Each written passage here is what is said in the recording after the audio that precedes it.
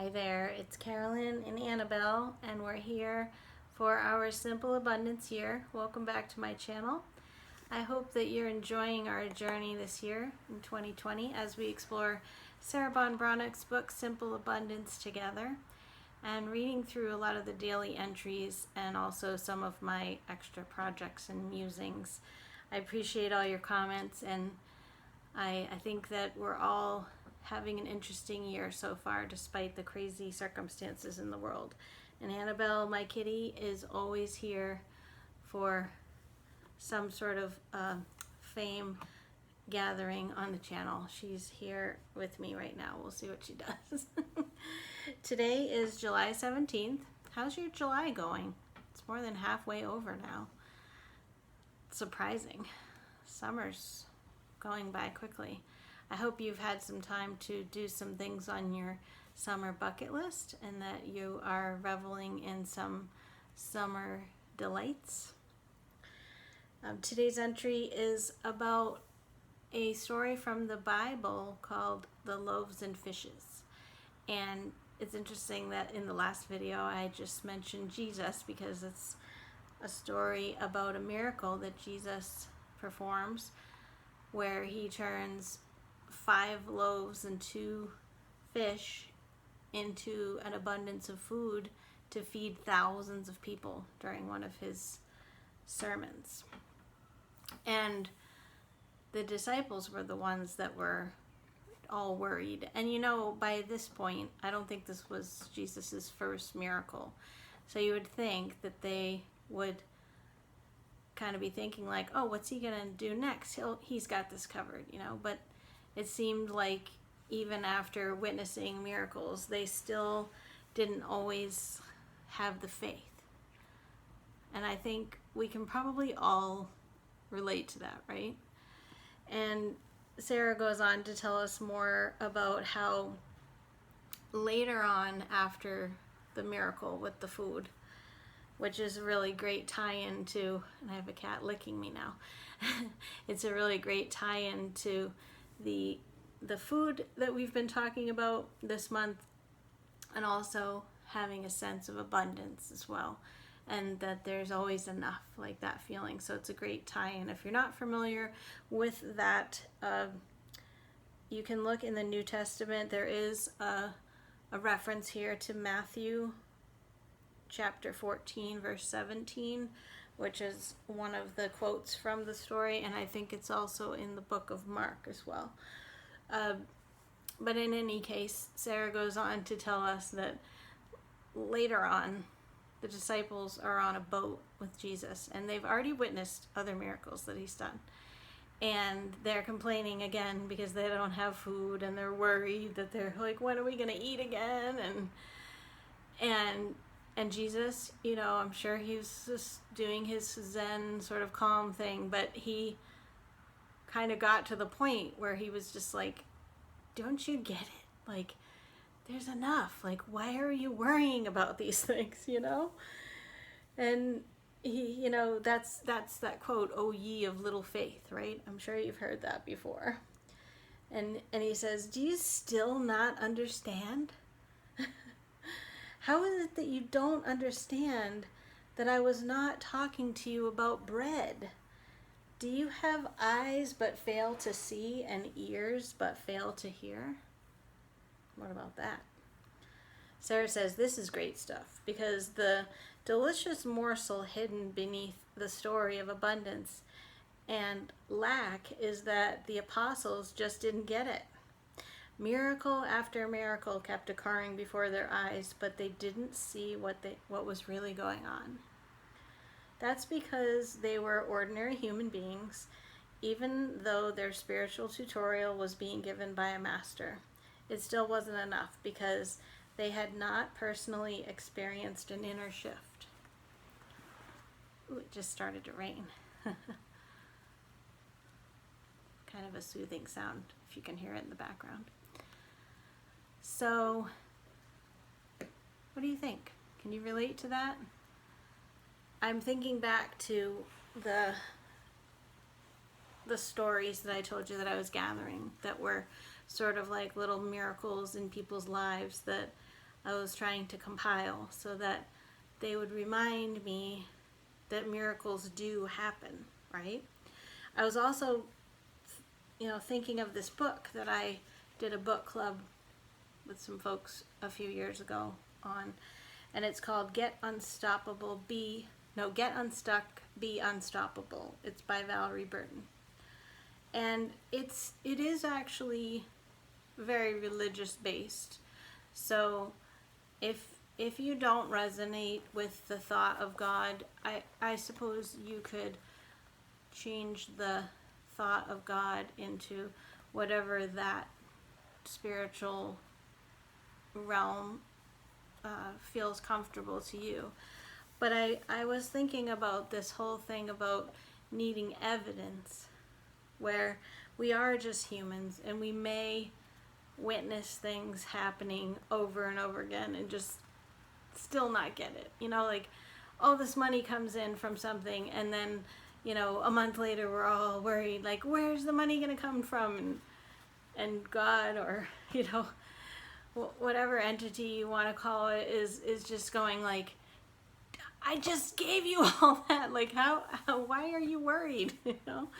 But that is just sort of our human way, isn't it? It's so weird. In this book, the Get Unstuck book, it says, doubt is inevitable. It is one of the main ways the enemy kills, steals, and destroys dreams. If you're going to live the amazing life God always imagined for you, you've got to be equipped with an arsenal of faith. And one of the quickest ways to operate in faith is to constantly remind yourself of God's track record. So that would be very similar to what I've been doing in compiling those stories of good fortune and miracles, right? Because it is easy to think that, like, oh, miracles only happened back in the biblical times. But there really are miracles happening every day, and probably in your own life. And that's a part of what gratitude is, because some of those things are miracles, and you may not even realize, right? You have eyes, but you don't see. So this book it's hard, I don't know if you can see it, and I didn't actually write in the book. I wrote in a little journal, so I don't have things written in here, but there's actually some exercises in this. And one of the things right after that paragraph that I read, she says, let's do it right now. When you look back over your life, what are the 3 greatest ways God brought you through a challenge or set you up for victory? Consider your family life, health, relationships, finances, work. I'm sure there are more than 3 examples, but I'm asking you to list the 3 that stand out to you most. So I wonder, and God aside, if that doesn't resonate with you, no worries. But I wonder if you can sit down and write 3 times that there were some miracle things that happened in relation to major things in your life. Something to think about. And then she goes on to say, after you've done that, if God did those things, what else could he do in your life? What do you need to trust him to do? And then she encourages us to build our bank of evidence, is what she calls it. And it's not only good to do this if you're feeling low and you need reminding. It's good to do it when you feel good, especially about something where you can build your evidence. Remember all those things. If you go back and watch my journal video or from early in the year, I think it might have even been the second video on the channel back from January. There are some pages that I always have in my journal, and one of them is evidence of manifestation of money. So I told you guys back then that it's like, even if I find a penny or something small like that even happens, then I go and write it down. So I'm building my evidence towards some of those things. I feel like I could do with building my evidence towards other areas of my life, for sure. I bet you can relate too. When you build your faith bank, as she calls it, Do it strategically. And she goes on to say that what I said about doing it when you're feeling good as well. One way to boost your belief is to build your faith bank in your area of success and realize that God can do as much, if not more, in your areas of need. It is your faith that is being tested. When you have success in one area, it is tempting to believe you have control. Often what you really have is favor. And what God can do in one area, he can do in another. Anyway, you can check out this book if that is starting to resonate with you. I'm actually glad I thought of it, because as I was looking for that spot that I remembered, I was actually looking through some other things and thinking that I could probably make do with going through a bit more of this book, just in where I'm at in my life, because it definitely feels stuck in a lot of ways. So I thought that was a good tie-in with the Loaves and Fishes. There's more to say about this. Okay.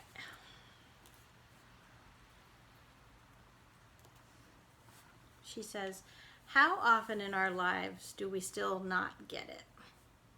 The it could be a power struggle going on in an important relationship, an inability to control our spending, a career problem undermining our self-esteem, the beginnings of addictive behavior in ourselves or a loved one, or an unconscious form of self-sabotage that has us bouncing from one self-inflicted crisis to another. That would be me. I told you that I have like one thing happen after the other. I hate to think that it's self-inflicted, but I can take ownership. The quote, it doesn't matter. Some such scenario is occurring in most of our lives and will continue again and again and again until the moment we begin to see the pattern. Perhaps we should start paying attention. It doesn't always have to be deja vu all over again. When we don't get it, it's usually because we can't interpret the outward experience as it is relayed through our internal speaker system. We can't process it in our souls. What's really happening in our outward lives is somehow taking place in a foreign language, but we don't understand. So we either assume that the outward manifestation is reality, which it isn't necessarily, or we keep on repeating the experience until it starts to make sense, rather like learning a foreign language by total immersion. Yeah. She goes on to say, today I would love for all of us to get it at last, and that includes me. I want both of us not to focus on what we don't have today, but be grateful for what we do have. For us to accept, give thanks, bless, and share. For us not to hoard or hold back for fear that there won't be enough. Because spirit lacks for nothing, she says. As long as you have a few loaves and fishes and know what to do with them, all you have is all you need. Tomorrow, there's an entry also called Loaves and Fishes Part 2, but I read it, and it's more about sharing food than it is really about the story from the Bible. So I'm not really going to read anything from it, except to say that we have talked a little bit about how during the talks about food that there is something special about sharing meals and the abundance and the harvest and knowing that you have enough. And she talks in that entry too about like not as many people entertain anymore because our lives are so frantic, and sometimes it means that we have to do like this huge clean of the house and put the perfect dishes out, and it's so much work that you're wishing it away before the people even get there. But she wants us to sort of put those things aside and allow people to come into a lived-in home and share in the simple abundance of things.